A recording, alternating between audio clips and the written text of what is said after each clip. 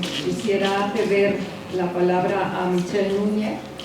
Ella nos va a hablar sobre retos en la educación popular para el fortalecimiento de los movimientos sociales. Agradecer en primera instancia la invitación que se nos hace a la organización Centro Alerta. Bueno, Centro Alerta, en forma breve, somos una cooperativa de trabajo y de educación de Chile. Centro Alerta parte como una organización en primera instancia en el 2011 de contrainformación y educación popular, para posteriormente, en el 2007 y en el 2011 se constituye ya como cooperativa de trabajo. Bueno, yo en lo personal entro a trabajar en el 2016 en la cooperativa y desde ahí en adelante no vengo a integrarme ya de forma más activa. A continuación les voy a hablar sobre los retos de la educación popular para el fortalecimiento de los movimientos sociales. Bueno, como organización que somos de educación popular, para nosotras y nosotros es muy importante poder contextualizar la coyuntura de nuestro país para poder entender lo que viene posteriormente. En la actualidad estamos gobernados por un gobierno que se caracteriza por ser activamente partícipe de la dictadura militar que se inicia en 1973 bajo el régimen del dictador Pinochet. Tenemos en la cabeza al presidente Sebastián Piñera, su hermano, un intelectual que construyó la Constitución. Él levantó lo que ahora tenemos como el sistema laboral y también el sistema de pensión que son las AFP. También tenemos a Chadwick, bueno, tenemos a Pinochet, atrás puede aparecer Chadwick, que es actualmente el Ministerio de Interior, y a continuación aparece la foto de la militante de UDI, Marcela Cubillos, que es actualmente la ministra de Educación. Bueno, para nosotras y nosotros es importante destacar que creemos que Latinoamérica se está pasando en muchos países más que una avanzada, una consolidación de los gobiernos de derecha en el poder, ¿no? Ya no es solamente un avance lento, sino que ya se instala en muchos países. Tenemos Bolsonaro, Macri también. Y no solo se trata de un gobierno, también se trata de una instalación de una moral, de una ética conservadora y por sobre todo individualista, muy acorde a lo que son las lógicas neoliberales. En este contexto, en mi país, en mi territorio, todavía no. La precariedad y las malas condiciones laborales se han esparcido por todas partes. Actualmente tenemos un índice de 9,6% de desempleo y se estima que más de 1 millón de personas percibe el sueldo mínimo e incluso menos que el sueldo mínimo por trabajar 45 horas semanales, que es la jornada completa. Bueno, aquí les quería mostrar un poco los datos de la Fundación Sol, que realmente alcanza a ser una persona, ¿no?, individualmente, sin contar que puede tener familia con un sueldo mínimo, teniendo en consideración que el transporte chileno es uno de los transportes más caros latinoamericanos, así también como la educación, la salud, ¿no?, ya que en nuestro país nuestros derechos son considerados como bienes de consumo y tenemos todas las cosas privatizadas, desde el agua, la salud, la educación, todo. Además de esto, nos hemos enfrentado a precarizaciones mayores de trabajo. Desde el gobierno de Piñera han cerrado muchas empresas, lo que ha generado este aumento del desempleo y muchas desvinculaciones laborales. Estamos hablando de empresas que echan 600 personas en una pasada, ¿no?, 600 desvinculaciones en un mes. Al mismo tiempo no podemos ser indiferentes al aprovechamiento de empleadores que se les hace a los trabajadores migrantes que llegan desde otros países, porque Chile también no se vende como un país, ¿no?, con una economía muy buena, sustentable. Sin embargo, estas personas llegan a nuestro territorio y son precarizadas, y muchas otras son perseguidas porque la mayoría de la gente llega a trabajar a las calles. Y en mi país no se puede vender en las calles. Esto es perseguido, los carabineros se encargan, ¿no?, también con guardias privados de perseguir a la gente, y lamentablemente este año falleció un vendedor ambulante de Ecuador, Picuasi, ¿no? Nosotros como organización laboral lo lamentamos mucho y también queremos denunciar estos hechos de represión extrema que tenemos en el territorio. También nos caracterizamos por un Estado que abre las puertas al comercio exterior en desmedro del comercio interior y genera muchos tratados de libre comercio y asociaciones con transnacionales, lo que viene a seguir reproduciendo y en este gobierno exacerbando los procesos coloniales y neoliberales de explotación de la naturaleza y también de la fuerza laboral del territorio. Las movilizaciones y organizaciones sociales no nos hemos quedado atrás, no podemos hacerlo también por la historia que nosotros llevamos en nuestras espaldas, y así se han ido levantando muchos movimientos por la privatización de nuestros derechos. Tenemos acá la histórica pelea del pueblo mapuche, los movimientos de vivienda y los movimientos territoriales. También aquí tenemos a mano izquierda protestas que el año pasado tuvieron gran repercusión en nuestro país porque en la quinta región tuvimos una crisis ambiental de intoxicación de muchas personas, incluidos niñas y niños, lo que claramente quedó en nada, ¿no? Las empresas en Chile siempre salen con la suya. Y al costado de allá tenemos el movimiento No Más AFP, que es el movimiento que está en contra del sistema de pensiones actual que en el fondo nace en dictadura. Bueno, es importante para nosotros, igual como organización política, poder denunciar lo que está ocurriendo en nuestro país. Hemos sufrido lamentablemente el asesinato de muchas lideranzas de nuestros movimientos. Bueno, la lista es muy larga, ¿no? Pero acá hemos querido... ¿Me quedan 5 minutos? Destacar el asesinato de estos líderes y lideranzas, ¿no? La mayoría de ellos han sido suicidados, ¿no? Como que esa es la figura que está en Chile. Bueno, ahora les quiero hablar un poco de educación pública. El gobierno de Piñera ha levantado 3 medidas muy importantes que van en desmedro de la educación pública. Ahí tenemos Aula Segura, que es una ley que viene a criminalizar el movimiento estudiantil y a normalizar la violencia en las escuelas. Tenemos ahí el ingreso de fuerzas especiales a los liceos y recalcar que estos hechos solo ocurrían en dictadura, ¿no? Ahora tenemos todos los días ingresos de fuerzas especiales a establecimientos. Y también tenemos lo que viene a continuación, que es el admisión justa, que viene a contrarrestar la avanzada de los movimientos estudiantiles que surgen en el 2006, que viene a instalar nuevamente la lógica de la selección en los colegios, ¿no? Los colegios tienen la capacidad de elegir quiénes ingresan según notas, según ingresos económicos y los apoyos de las familias que hay detrás de los alumnos, ¿no? Esto fue una ganada que tuvo el movimiento estudiantil de poder eliminar esta forma de ingreso a los colegios para eliminar la desigualdad al interior de las escuelas chilenas. Nuevamente vemos como el gobierno de Piñera viene a instalar, ¿no? Estas lógicas de las desigualdades y en el fondo reproducir la casta de las clases sociales en Chile. Bueno, nosotros como cooperativa de trabajo tenemos 2 áreas fuertes de desarrollo, que es la economía solidaria.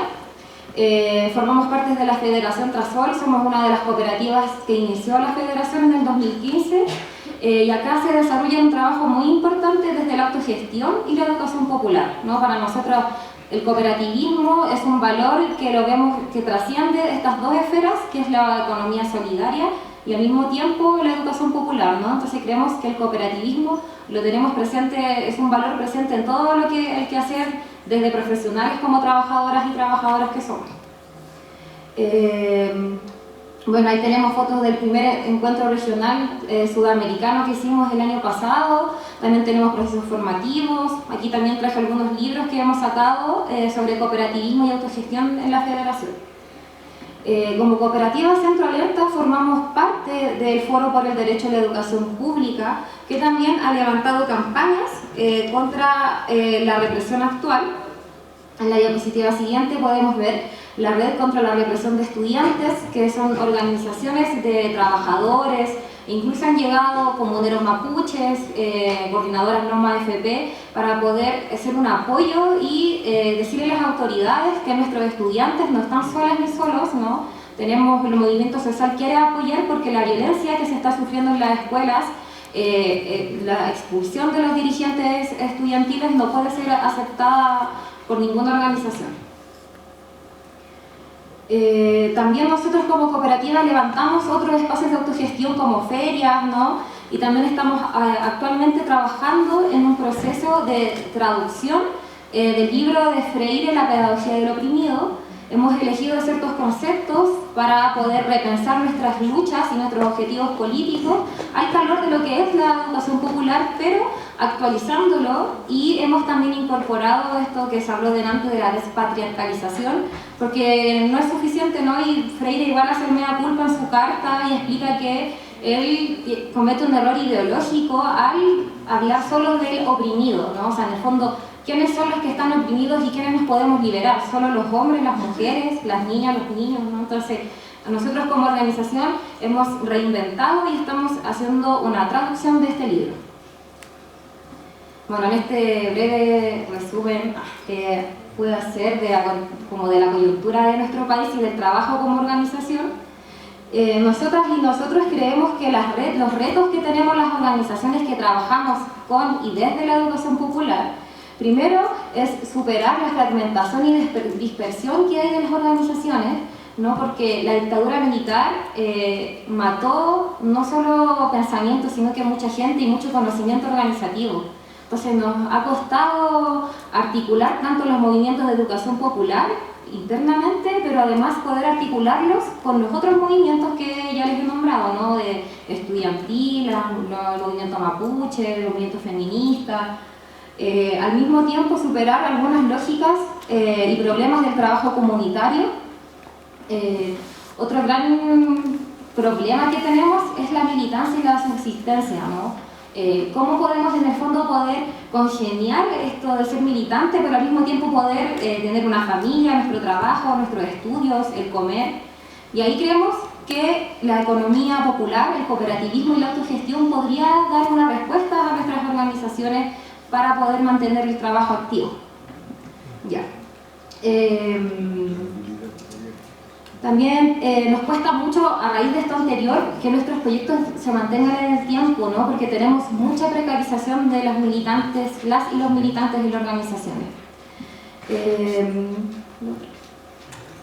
Bueno, también es importante poder incorporar a la educación popular las demandas históricas de las y los trabajadores de la educación, poder dar una mayor discusión de lo que se entiende por comunidad, incorporar mayores actrices y actores mediante la dialogicidad y el encuentro, y hacer una formación y una revisión constante de nuestras prácticas a través de la educación popular.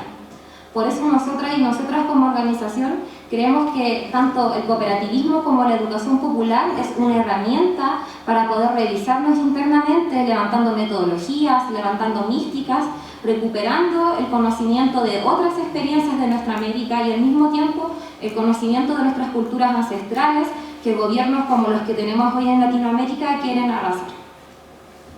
Eso. Gracias.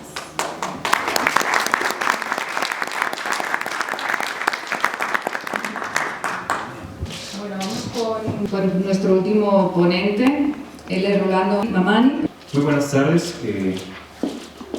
Por lo general siempre estar al filo de una jornada de trabajo tiene elementos positivos y negativos. Bueno, tiene un poco más lo positivo. Y bueno, voy a hablar un poco de estadísticas y cosas así, que pueden ser un poco aburridas, pero vamos a tratar un poco de dar un sentido diferente, ¿no? Bueno, este es un trabajo que hemos elaborado en el Observatorio de Políticas Públicas y Sociales, que es dependiente del Instituto de Trabajo Social de la UNSA. Básicamente, de lo que yo quisiera hablar es un poco de la relación entre jóvenes, educación y empleo en Bolivia. Creo que hay elementos que podemos destacar a grandes rasgos, yo diría. Primero, abordar que nuestra juventud de hoy dista mucho de la juventud de las generaciones previas, ¿no?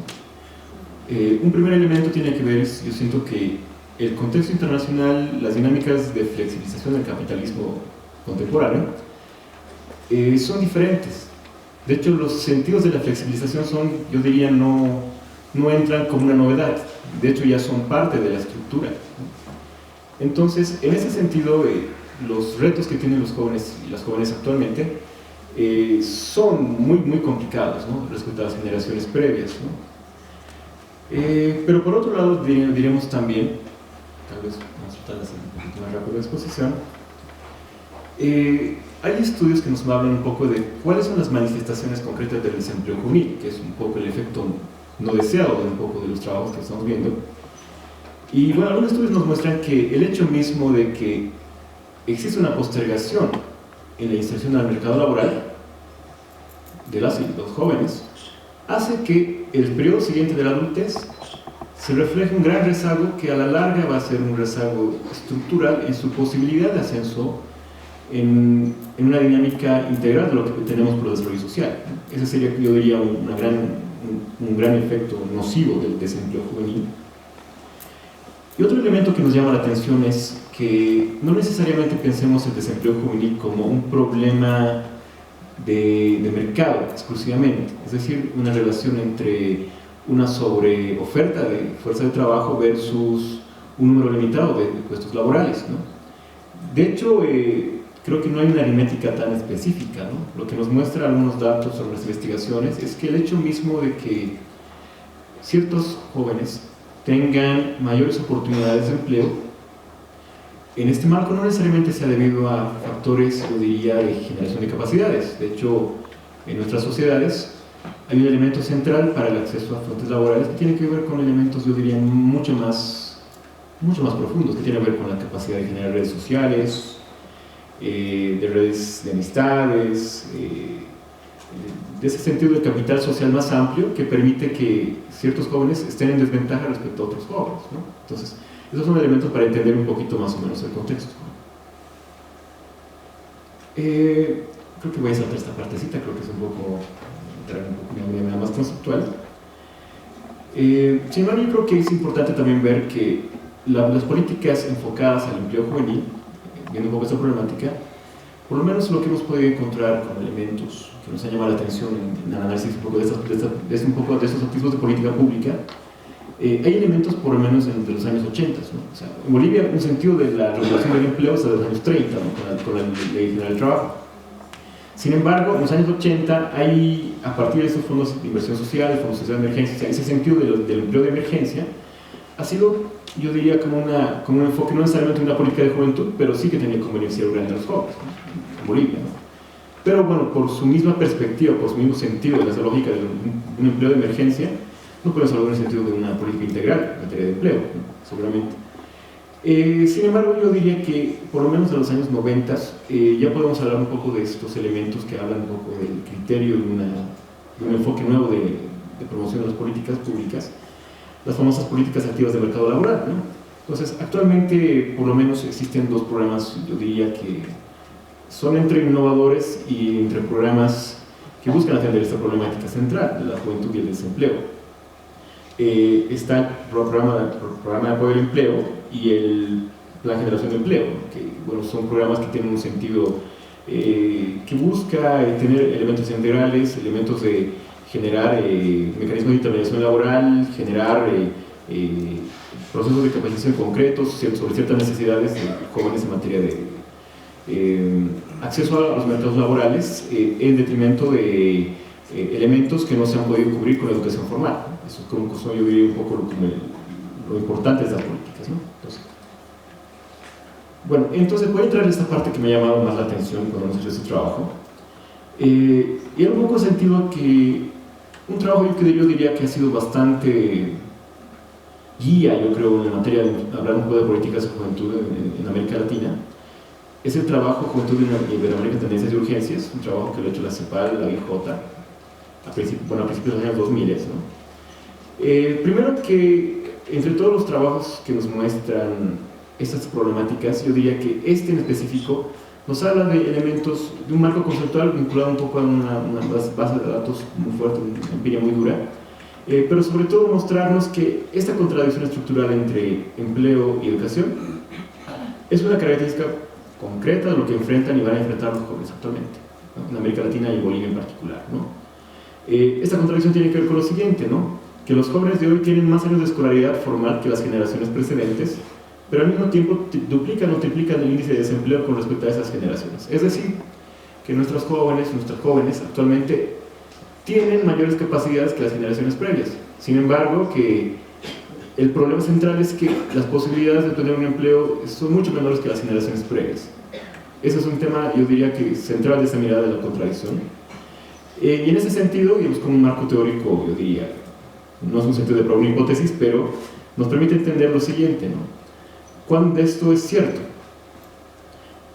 Actualmente lo que hemos hecho nosotros es, en Bolivia se define la juventud como el periodo, como el grupo etario concreto entre los 16 y los 28 años.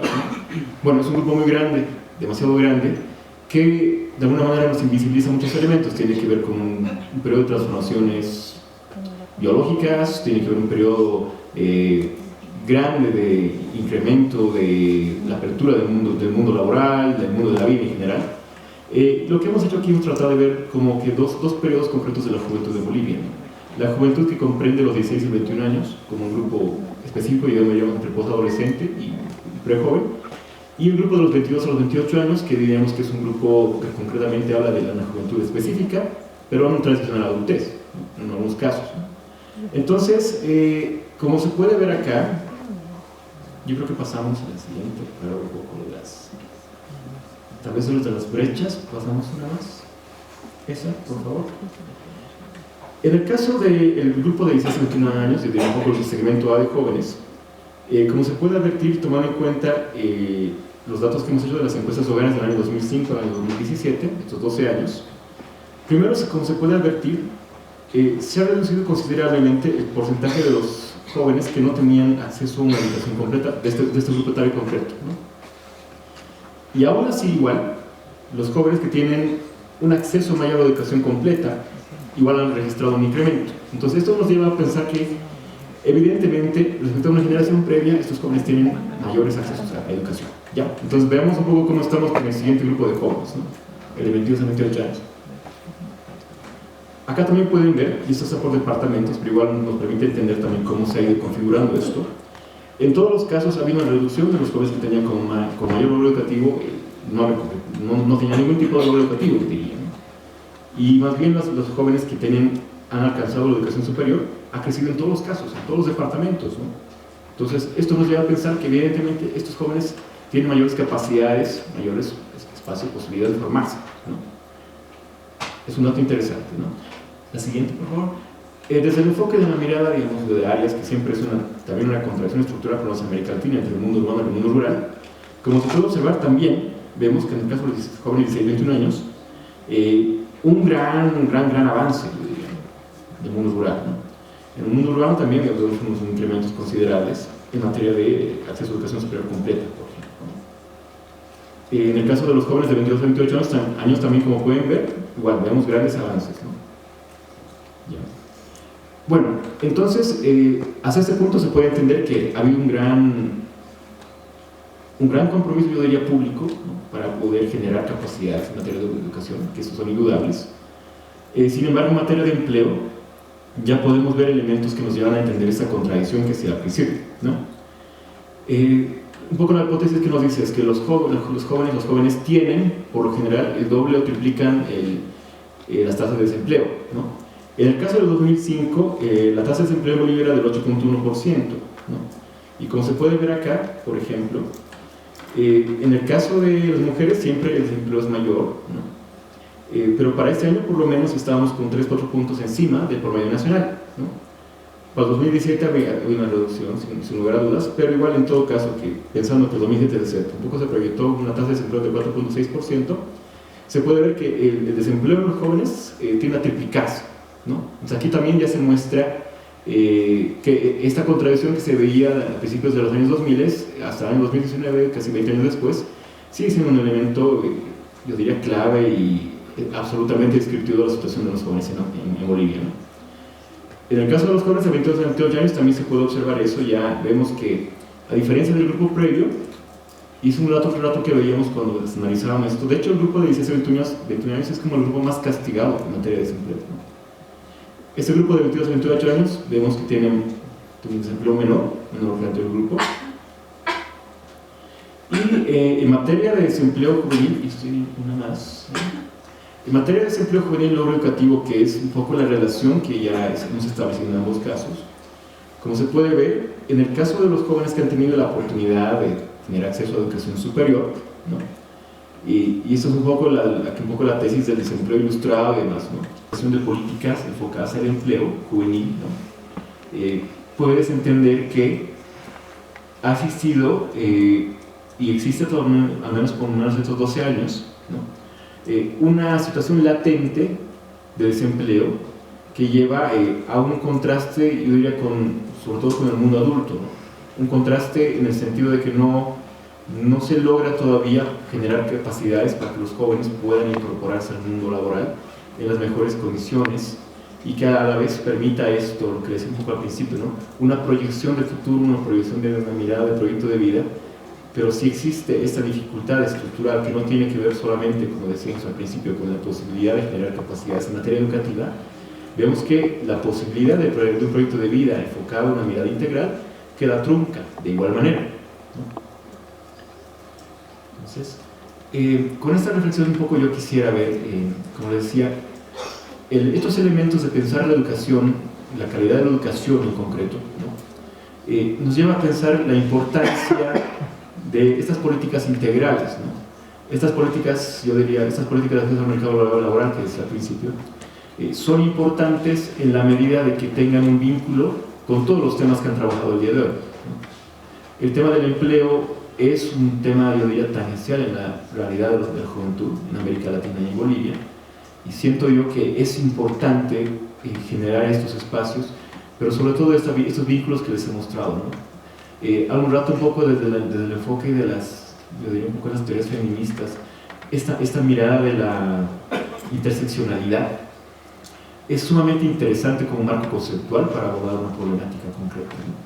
Si nos basamos y utilizamos un poquito este marco conceptual para hablar de las problemáticas de la juventud, también yo siento que podemos generar un mayor núcleo de análisis, ¿no? Sobre estas problemáticas, ¿no? Esta vinculación que hemos visto acá, ¿no? De la relación entre la juventud postergada, un gran acceso educativo, pero no sé, tal vez no en la mejor calidad posible, y la tercera, esta incapacidad de entrar con buenas visiones, buenas proyecciones en el mercado laboral, va sumando un conjunto de elementos de una contradicción estructural también, que es un poco una contradicción que veíamos al principio como un problema central de los jóvenes actualmente en Bolivia, ¿no? Muchas gracias.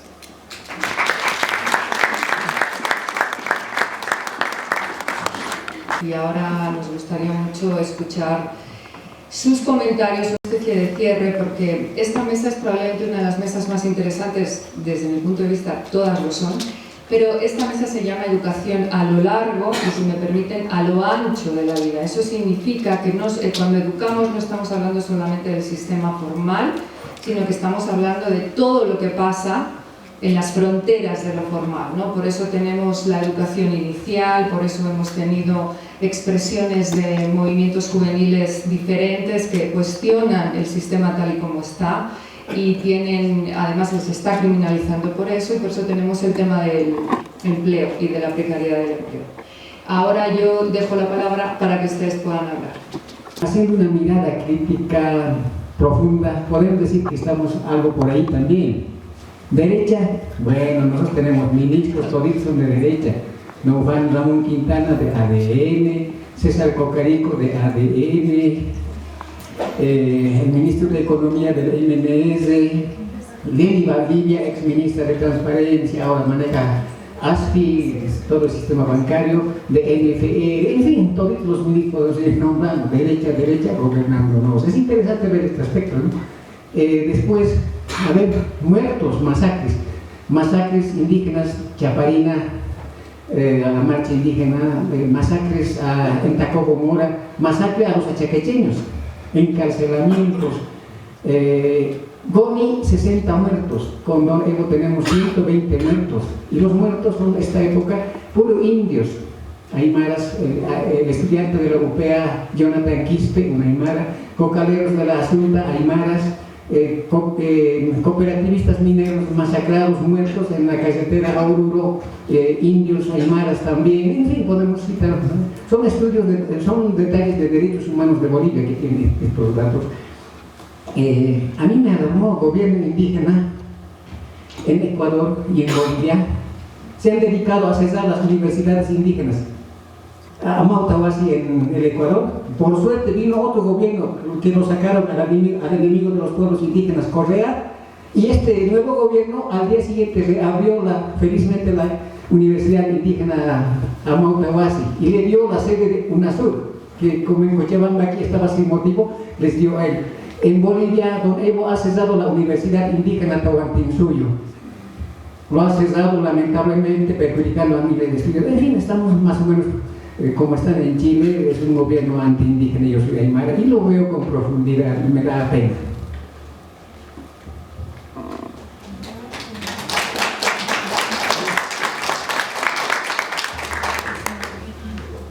Bueno, buenas noches. Mi nombre es Luz Marina. Yo trabajo con niños que tienen dificultades en el aprendizaje, en lectoescritura, en discalculia. También niños que tienen déficits en habilidades socioemocionales, la inteligencia emocional, ¿no?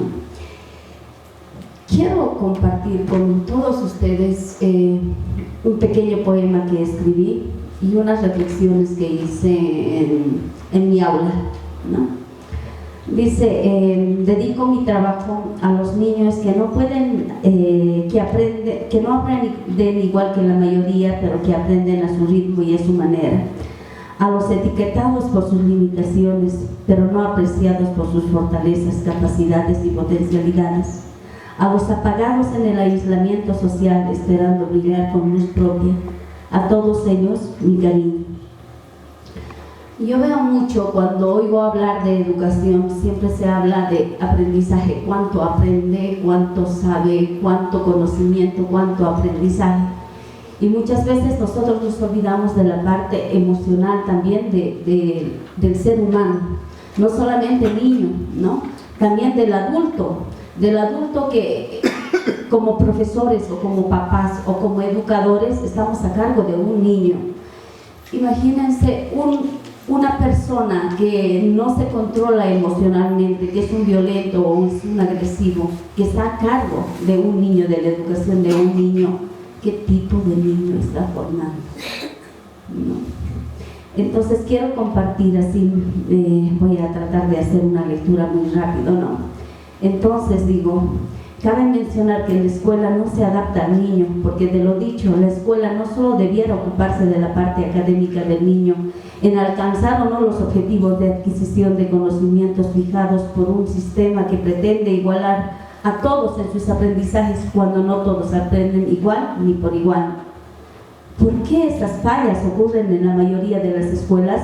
Mientras no existan cambios de fondo en nuestra educación boliviana, se continuará y reproducirán los mismos errores cuyos efectos tienen como punto central nuestros niños y adolescentes. Para ello, considero que se debe plantear políticas educativas, donde podría también plantearse a la par políticas en salud, que nos orienten a saber qué tipo de personas queremos formar en un sentido más holístico y no quedarnos con el simple objetivo de decir qué tipo de educando queremos. Se quiere lograr este objetivo último que parte de seguir manteniendo la esencia de un sistema educativo de la era industrial, cuya característica era el control y la docilidad de la masa escolar y por ende de la sociedad, donde todos debían pensar igual, en el que prevalecía un modelo pasivo del aprendizaje. ¿Dónde está el sujeto de la educación? Si vivimos en un mundo con constantes cambios, ¿por qué la educación sigue siendo la misma? Y quiero terminar con el pensamiento de un filósofo que se llama José Ortega y Gasset, filósofo español. De nada sirve que el entendimiento se adelante y el corazón se queda. De nada sirve todo el conocimiento que podamos adquirir si luego somos analfabetos emocionales, incapaces de mostrar nuestros sentimientos a los demás, de ponernos en el lugar del otro, etc. Vivimos en una sociedad excesivamente competitiva y es precisamente por este motivo que necesitamos educar a nuestros hijos y alumnos para que crezcan emocionalmente sanos. Educarlos en que compites, pero no contra los demás, sino contra ti mismo. El reto no es ser el mejor, sino ser mejor que ayer. Eduquemos en las fortalezas, que aprendan a tolerar la frustración, a saber esperar, a saber ganar y a encajar las derrotas y contratiempos de la vida. Esa es la esencia de la educación. Gracias.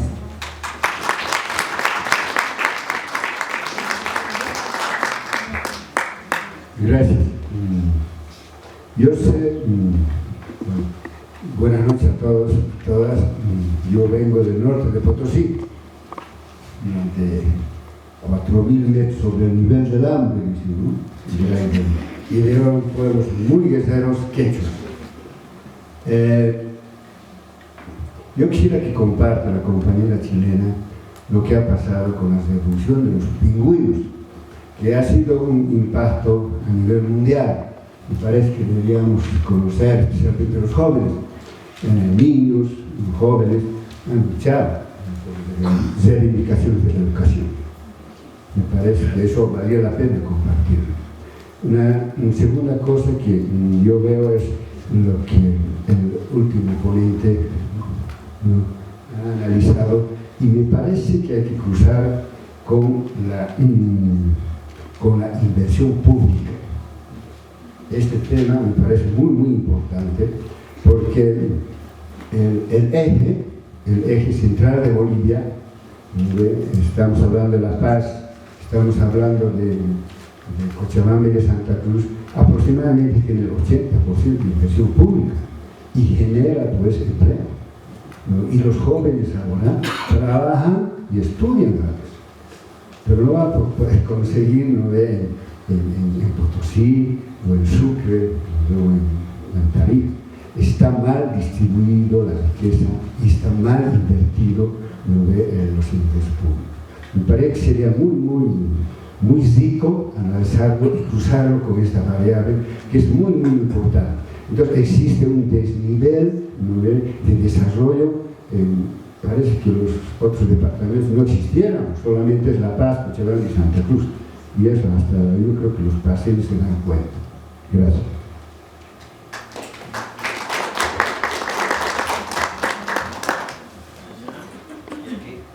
¿Hacemos una más y que contesten o hacemos? Sí, si podemos culminar con estas dos más, para ya todos podemos responder. Buenas noches, perdón. Mi nombre es Sandra Carvajal, vengo de CIDES UNSA. Estamos trabajando con los municipios de Batallas, Achacachi y Guatajata. Bueno, en ese ámbito el CIDES hace mucha investigación. Yo quería consultarles a los invitados el tema de cuánto hemos avanzado en el tema de investigación.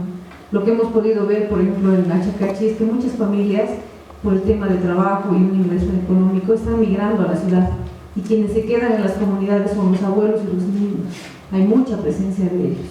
Por otro lado, el tema de la infancia en los municipios rurales tiene una mirada muy adultocentrista, donde el adulto define y decide qué va a pasar con los niños, cuánto se va a invertir. Cuando hablaban del 5%, creo que esa cifra es un elogio a la inversión en primera infancia, porque en realidad va por el 0,0 y algo %, porque es lo mínimo que invierte.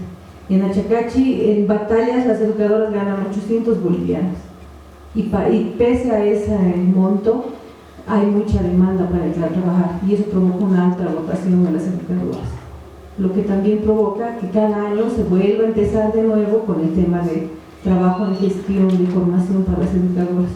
Por otro lado, cuando mencionaban el tema de la articulación, hay la predisposición de las diferentes instancias, pero no hay una instancia que sí les articule a partir de alguna estrategia que permita esto. Cuando hablaban del tema de género hay en la primera infancia, porque como son muchas abuelitas las que están cuidando a los niños, les transmiten por igual los roles, las tareas que se hacen en la comunidad. Es en la escuela donde a veces se hace esa discriminación, y creo que nos hace falta un poco hacer énfasis un poco en esta mirada desde los niños. Y cuando hablamos de inversión en la primera infancia, también veremos un poco cuánto estamos peleando para que se invierta en primera infancia, pero desde una mirada de los niños, ¿no? Porque hay niños que tienen, más allá de la necesidad de tener un centro, tienen la necesidad de tener agua en su domicilio para no ser ellos quienes vayan a traer el agua, el tener mejores condiciones de vida, el tener mejores condiciones incluso dentro de la comunidad. Bueno, eso, muchas gracias.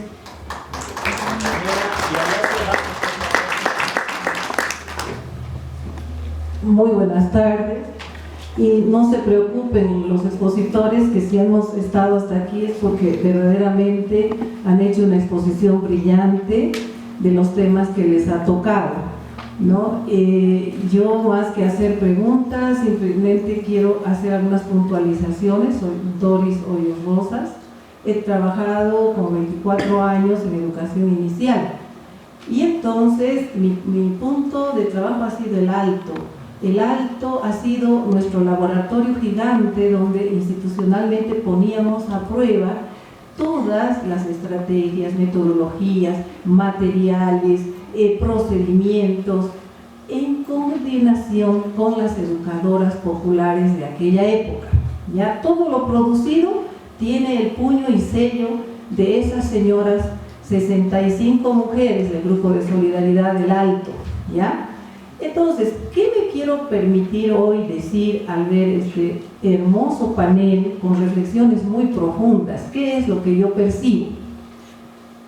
A mi edad ya puedo hacer como una síntesis de toda la labor realizada y veo con mucha pena, con mucha tristeza que seguimos dando vueltas a veces sobre lo mismo. Discúlpenme, no lo digo por los panelistas, lo digo por nosotros. Lo digo como sistema, como Estado, como país. ¿Qué es lo que pasa? Nos gusta inventar la rueda cada vez que sube un gobierno en lo que trata de educación. ¿Ya? Los datos que nos daba la primera panelista, soy muy mala para los nombres, por favor, con todo respeto, ¿sí?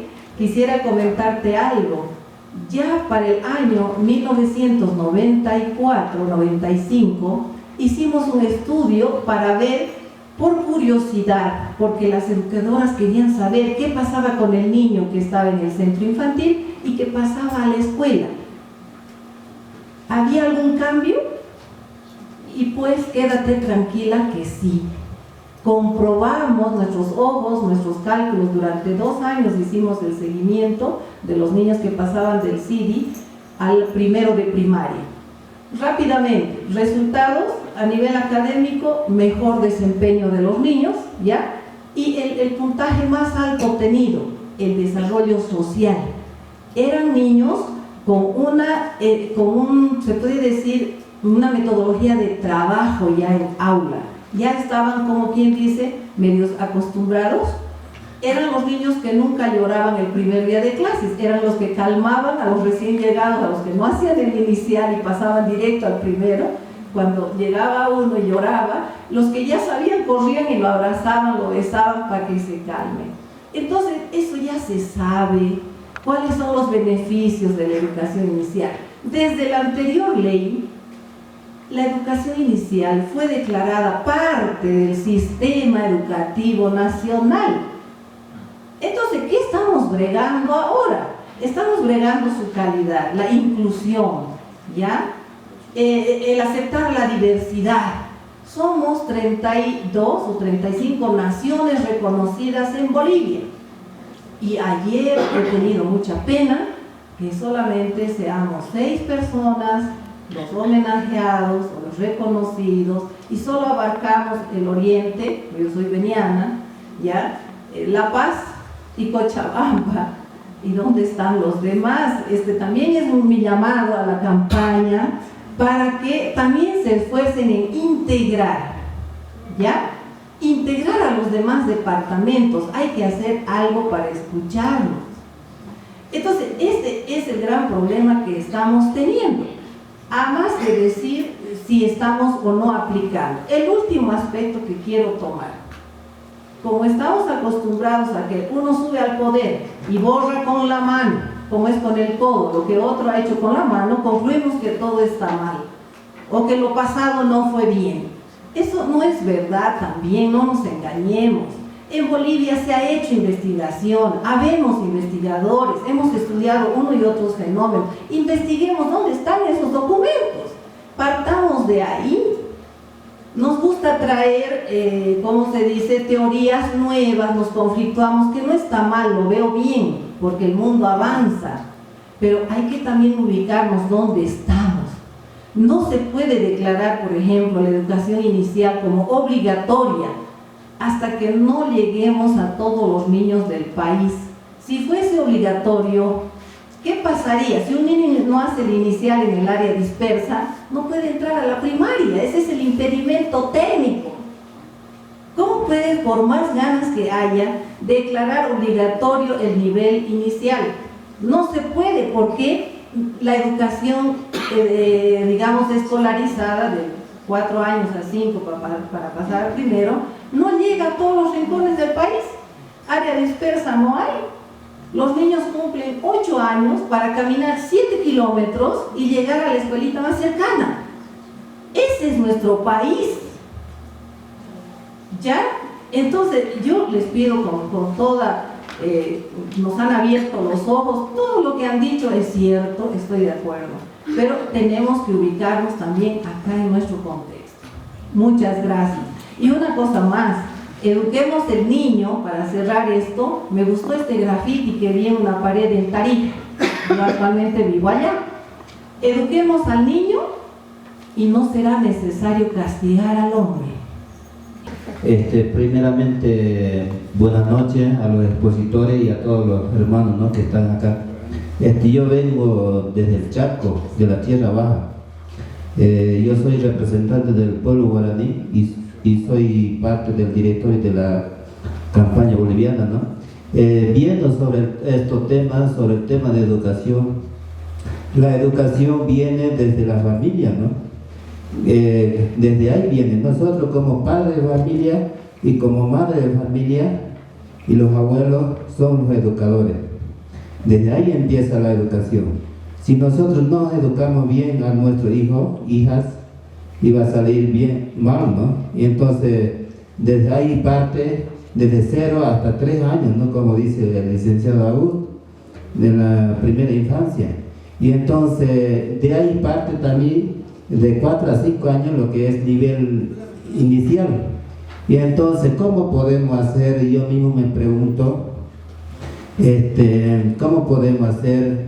La ley 070 debería ser desde 0 años, ¿no?, hasta 6 años, debería ser, ¿no?, porque desde ahí parte, ¿no? Y entonces creo que hay que analizar mucho y hay que proponer, ¿no?, a los ministros que están dentro del poder. Y entonces así nosotros vamos a poder también insertar nuestras demandas como es derecho. La educación es un derecho, ¿no?, es un derecho humano. Y entonces así no me quería, licenciado. Gracias. Expositores, expositoras y hermanos expositores. Un Jayaya. Y ustedes no saben qué es Jayaya, me miran así, ¿no? Cuando uno se dice Jayaya, es Jayaya, así todo. Y como me ven sentada con sombrero, con mantita, algo así, nosotros somos originarios. Yo soy de Hachasuyo Pacajaca, un territorio ancestral milenaria. Ustedes han orientado, digamos, de los niños hasta 8 años, de 0 a 8 años, infancia, todo aquello, está muy bien. Pero eso es en las ciudades donde hay escuela. Pero nosotros dentro de los ayllus, de marcas, de suyos, dentro de nuestro territorio, el niño, la niña aprende hasta de 2 años, desde lo que llevamos las mamás cuando estamos gestando. Ya aprende, digamos, a hacer nuestra agricultura, con los ganados, cómo cocinar. Desde ahí ya enseñamos respeto, ya se integra a la familia, a colaborar, Así es nuestro taqui, como lo llamamos, nuestros procedimientos propios. Pero ya en la ciudad ya es muy diferente. Ya no hay educación, ya no se saluda también, eso es dentro de la educación, ya no hay respeto y tantas cosas y casos estamos escuchando que está pasando, perdonen la palabra, hay violaciones, feminicidios, infanticidios, todo problemas de terror, ¿no? Pero eso es en la ciudad. Ahora también vienen nuestros hijos a estudiar aquí, también son discriminados nuestros hijos, nos guardan a la educación en diferentes casas de estudio, hasta en las universidades. Seguimos nosotros discriminados, aunque tenemos una ley sobre aquello, pero seguimos. Hacia nosotros seguimos vulnerando nuestros derechos. Eso quiero expresarme ahorita. Porque ustedes hablan de manera, digamos, nuestro territorio, ustedes no conocen, nunca ha entrado también, digamos, un representante del Ministerio de Educación. Ustedes que están, digamos, esta red de campaña por el derecho a la educación, tampoco han llegado y no se sabe allá nada de estas informaciones. Bueno, pues agradecerle, hermanas, hermanos, a todos y pues un hayaya. Me pregunta, ¿qué responderían, por favor, hermanos, hermanas? Y gracias. Bueno, mi observación es específicamente para las dos primeras personas que estudiaron en la ponencia. Concuerdo también mucho con la hermana en decir de que la educación, ¿no? La formación de los infantes, de las niñas, de los niños no empieza desde los 0 años, sino que desde los 9 meses también de la gestación de la madre. Creo que eso también es súper importante, quizá, no sé, tenerlo en cuenta, ¿no? Nos explicaron mucho acerca de cifras de la escolaridad, de la inserción de los niños y las niñas en las escuelas también. Y como bien dijo usted, de que la educación no tanto la tenemos que mirar desde una esfera formal, sino también desde una esfera informal, mi consulta es la siguiente. ¿Qué es lo que sucede desde la esfera de la educación informal en la primera infancia? Vale decir específicamente en los casos de los niños y las niñas que, no sé, lamentablemente han sufrido violencia en sus casas. Más allá de que se les quiera enseñar a leer y a escribir y eventualmente en un futuro insertarlos en el mundo laboral, ¿cuál es la labor de la educación informal en ese sentido? O más que informal, digamos que una educación valórica, sentimental, más allá de la educación académica, de que el sistema o las instituciones o los académicos pudiesen entregar a los niños y a las niñas. ¿Cómo se hacen cargo respecto a esas personas que en un futuro con esos valores van a realmente incidir en cómo va a ser el futuro, ¿no? El aspecto de violencia, específicamente en el sistema patriarcal en el que vivimos, o los valores que se quieren corregir. Gracias. Bueno, primeramente buenas noches a todo el panel y la pregunta va para el licenciado Augusto. ¿Cómo fue la aceptación de la campaña en la sociedad civil, autoridades o tomadores de decisiones? Gracias. ¿Cómo están? Muy buenas noches. En realidad la pregunta va para el licenciado Augusto. Él ha tocado el tema de trabajo en jóvenes o para los jóvenes. Él ha realizado las encuestas trabajando con jóvenes. La creación de los sistemas educativos y de las repúblicas, ¿no es cierto? Esto es largo, pero lo volvemos a pensar, lo volvemos a debatir, vuelve a ser un tema siempre que parece recurrente, pero no es exactamente igual. Lo que pasa es que es un tema político. Es un tema político porque es un tema de derechos humanos, es un tema de derecho a la educación, Es un tema que está absolutamente relacionado con los demás derechos, porque la educación es derecho y es herramienta para conseguir los demás derechos, y entonces es un tema de gran debate, de grandes tensiones y de lucha por la hegemonía de sentidos. Por esa razón es que parece que volviera todas las discusiones siempre. ¿Por cómo es posible que hoy estemos discutiendo si cuidamos o educamos en América Latina cuando ese debate parecía resuelto en los años 70, en el siglo pasado?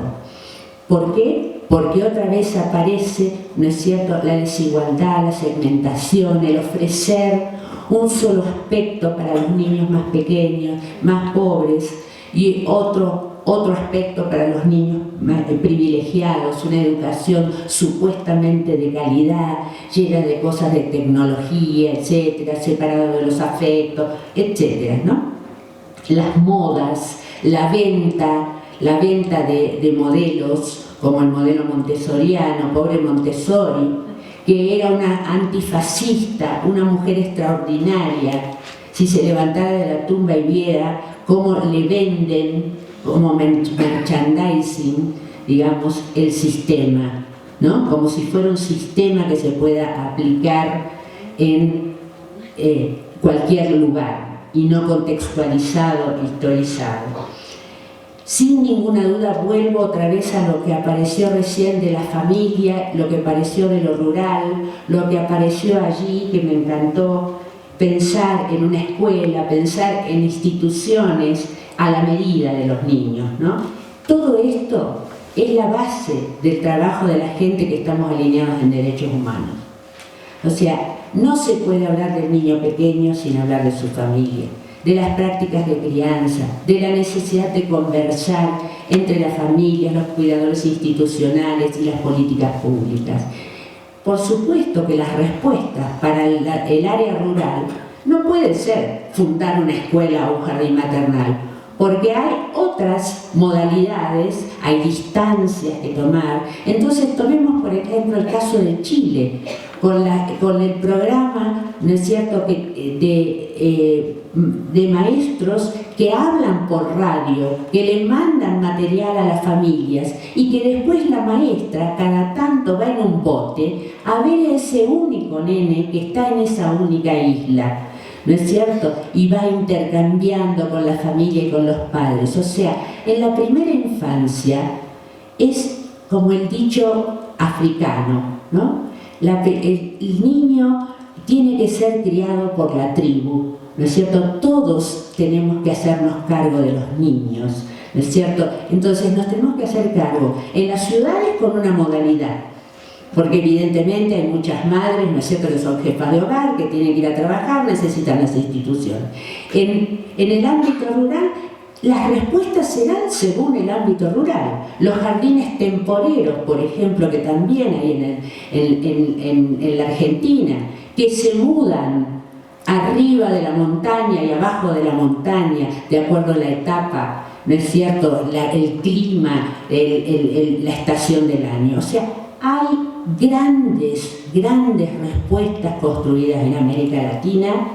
No nos tienen que venir a decir desde Europa qué tenemos que hacer, pero nosotros sí tenemos que poner en valor, ¿no es cierto?, este debate, este conocimiento construido, abrirnos a las familias, abrirnos. Por eso a mí me encanta la ley Abelino Signani y Elisato Pérez, ¿no es cierto?, porque habla de que la educación infantil siempre es comunitaria.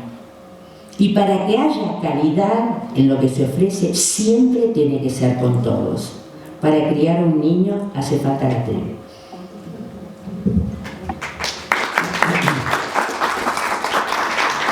O educación temprana, primera infancia.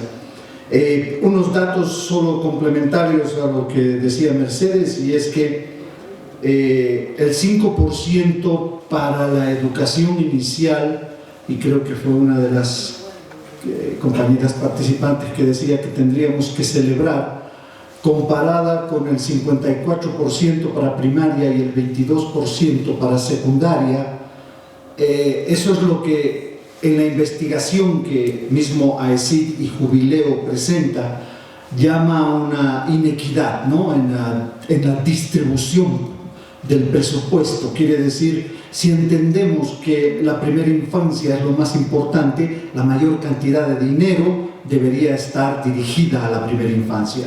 Además, en la primera infancia, es interesante lo que pasa, y todos los que trabajamos en primera infancia lo sabemos, ahí convergen todas las temáticas, todas las especialidades.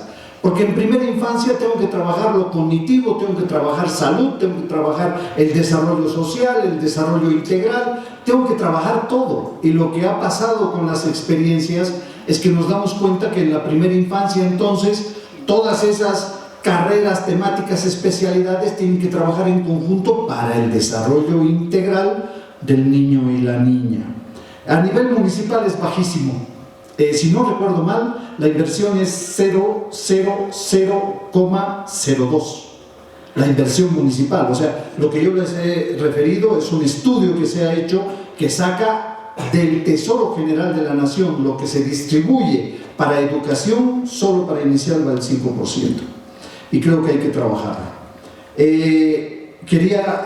Voy a saltar el orden de las preguntas, pero quería decirles que hemos trabajado muchísimo con padres y madres de familia. La experiencia en Bolivia de trabajo en lo que es la guía estratégica de educación a nivel inicial municipal comenzó en el Alto, pero luego nosotros lo llevamos a los municipios rurales, la preocupación que tenía la compañera, y hemos empezado a trabajar en muchos municipios rurales con el tema de la primera infancia.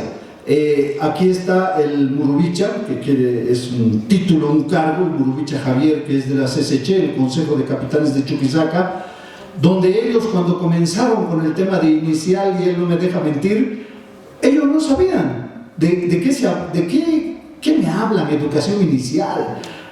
Era como una burbuja desconocida. Imaginen, un pueblo indígena. Estamos hablando de un consejo de autoridades indígenas que lo conforman los capitanes, que para nosotros en la altura sería como los malcus, ¿no ve? En nuestras comunidades.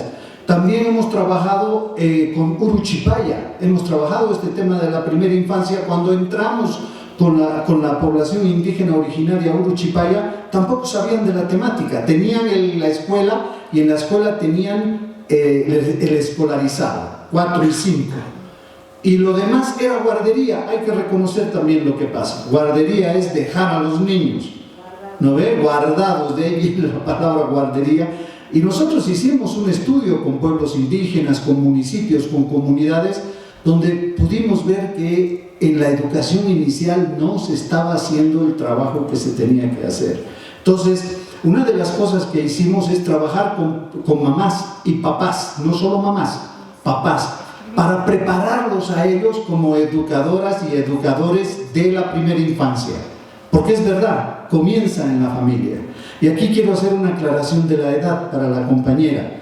Cuando nosotros hablamos de 0 a 8, por lo menos en la terminología nuestra, y tal vez está mal usada y me has hecho pensar en eso, pero incluye el periodo de gestación. Es decir, trabajamos con mamás embarazadas hasta los 8 años de edad del niño o la niña, porque entendemos que desde ese momento que es de la gestación, el momento de la gestación, ya empieza el proceso de educación. La educación no empieza cuando se nace, empieza en el vientre de la madre, y si la madre se educa bien, hay pruebas que se han hecho en México, siempre lo cuento, que una mamá que estaba cocinando, cantaba y le gustaba, cocinaba con picante. La niña que nació, y esto es un estudio con seguimiento, con todas las de la ley, una investigación, a la niña le gustaba cantar y le gustaba comer el picante más que la madre. Y este estudio mostraba de que en la pancita de la mamá ya se educa. Y yo siempre digo, si supiéramos eso, hubiéramos hecho diferente nuestro proceso de embarazo en la familia. Hubiéramos tratado diferente a la esposa, a la hija, a quien esté embarazada, porque ese es el momento que se está educando. Y creo que es importante aclarar, y gracias por eso, que de 0 a 8 incluye el periodo de gestación. Quiere decir, el 0 es no sé cómo llamarlo, creo que lo llaman de 0 a 8 porque no saben cómo podrían poner la terminología. En cuanto al tema de la participación en la campaña, gracias por la pregunta y ahí termino. Y agradezco la pregunta porque me olvidé de mencionar que la campaña es un tema de la sociedad civil y de autoridades. Esta campaña la han conformado FODEI, CIPE, Acción Andina para la Educación, que trabaja en Potosí y Sucre, Uruchipaya, la CCC, CEPJA, la OMEP, también los municipios, que son 15, la Asociación de Maestras de Educación Inicial, Potosí, departamentales, distritales, un montón de instituciones son parte de esta campaña. Nos la jugamos por la primera infancia y creo que a ese nivel es que hay que entender la campaña. La campaña no es propiedad de una institución, la campaña es todos podemos ser parte. Me acuerdo que mi teleférico también participó en este proceso de nos la jugamos por la primera infancia, y otras, algunas universidades también se sumaron. O sea, la cosa es sumarse para jugarse por la primera infancia, porque es un tema en el cual no todo el mundo lo tiene en agenda. Muchas gracias.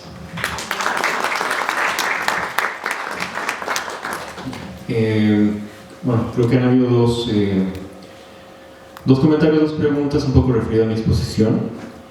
Bueno, la primera es, sin lugar a dudas, cuando hablamos de la relación asimétrica que en materias de desarrollo social, claro, salta a la vista. Por ejemplo, en Bolivia, tanto Potosí como Chuquisaca, en materia de, yo diría, bastantes indicadores de desarrollo humano, siempre me presenta un rezago respecto a sobre todo a las zonas centrales, las Cochabamba, Santa Cruz.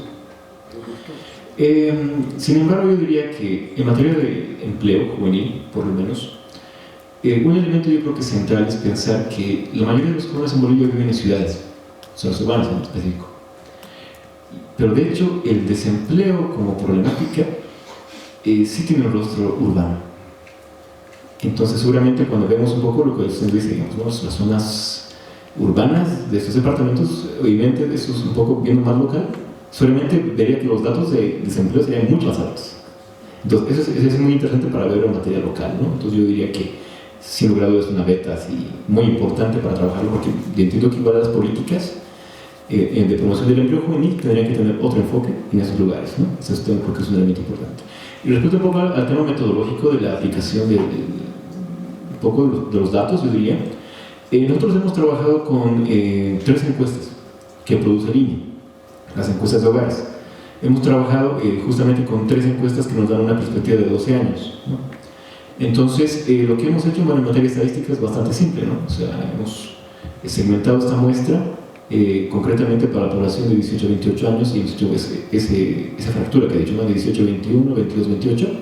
Entonces, esa es un poco la parte más metodológica. Bueno, en materia de ver elementos de esos jóvenes, en la encuesta de hogares puede ver otros temas más, ¿no? Temas de salud, hemos visto aquí empleo, educación, un sinfín de temas, acceso a vivienda y demás, ¿no?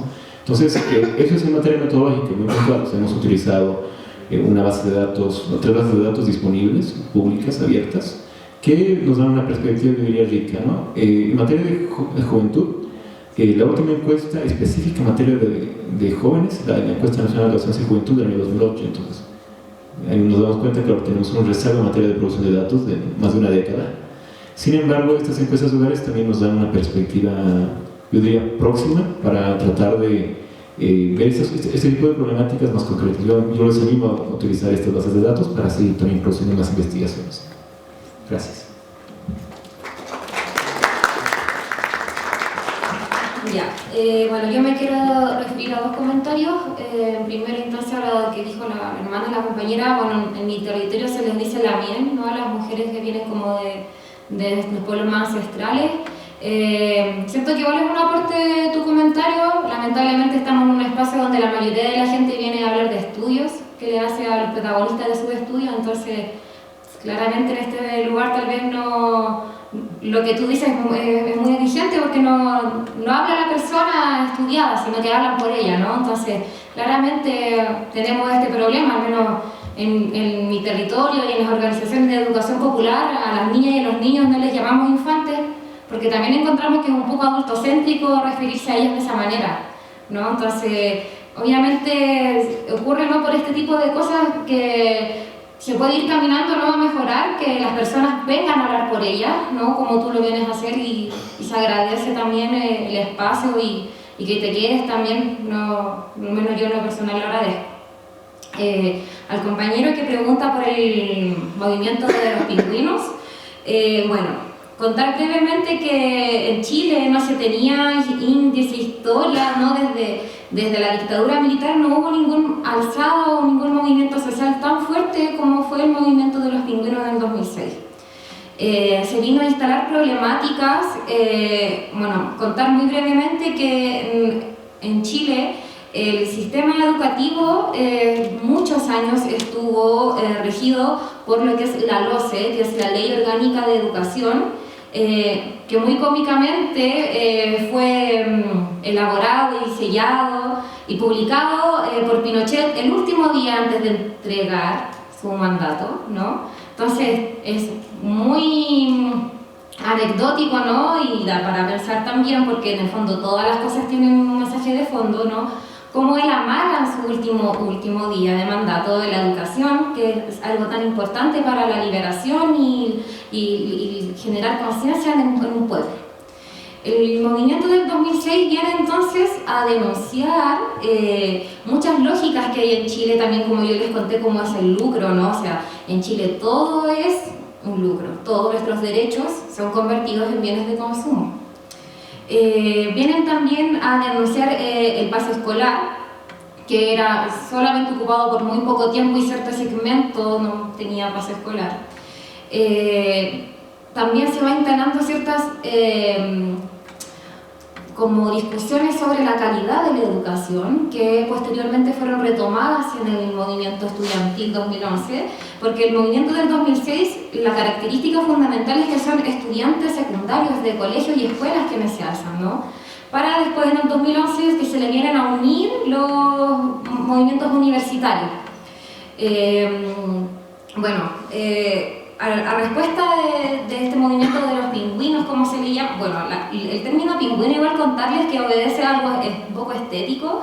Las mujeres, la mayoría de las escuelas, ocupamos un jumper azul, largo, con blusa blanca, ¿no? Entonces por ahí también viene, es curioso, ¿no?, que mujeres, ¿no?, ahí ya.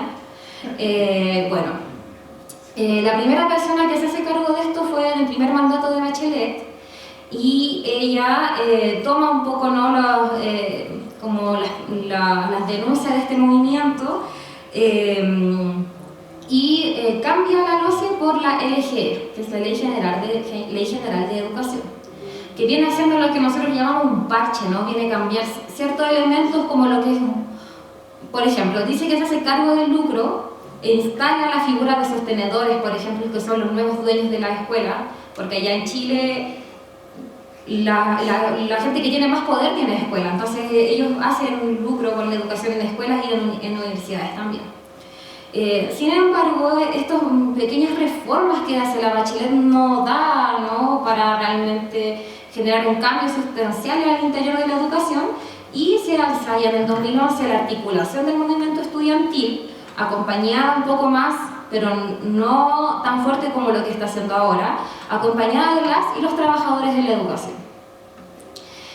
Acá se retoma el debate por la calidad y por la gratuidad, en este caso, ¿no?, de una educación universitaria también, y la disputa ahí un poco también es qué entendemos por calidad, o qué queremos que nos eduquen, qué queremos que nos enseñen, qué estamos enseñando en las escuelas.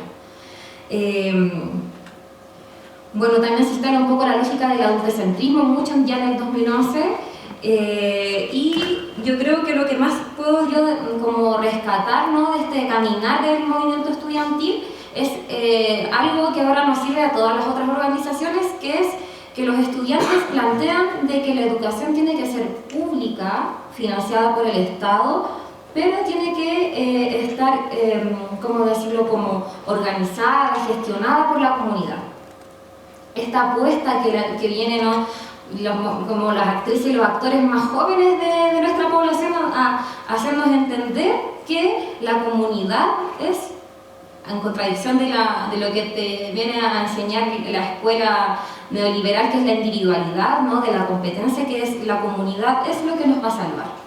Entonces se empiezan a instalar ya desde el 2011 y que ahora se está retomando nuevamente, porque nosotros, las organizaciones allá, reconocemos que actualmente estamos viviendo como otro resurgir del movimiento estudiantil, que viene muy acompañado de los profesores, las y los profesores que salen a la calle. Ayer o antes de ayer se fueron caminando hasta Valparaíso, al Congreso, para exigir las modificaciones y el cese de la represión a los estudiantes. La comunidad es el aporte, yo creo, más importante que también podemos tomar otras organizaciones de lo que queremos construir, ¿no? ¿Qué es la comunidad? ¿Qué entendemos por comunidad? ¿Cómo podemos construir una comunidad? Y ahí es donde nosotras y nosotras creemos que tenemos que mirar, porque en el fondo nuestras culturas son súper occidentalizadas, pues hemos perdido y nos han matado a nuestros pueblos ancestrales con todo el conocimiento que tienen. Y nosotros ahí reconocemos de que aquí hay un fuerte valor y conocimiento que debemos apreciar, que debemos retornar también, ¿no? Pero al calor de nuestras luchas, a ir actualizando también, ¿no? Porque tampoco las cosas son dogmáticas. Se instala entonces la comunidad y lo que se ha ido también trabajando mucho en los territorios.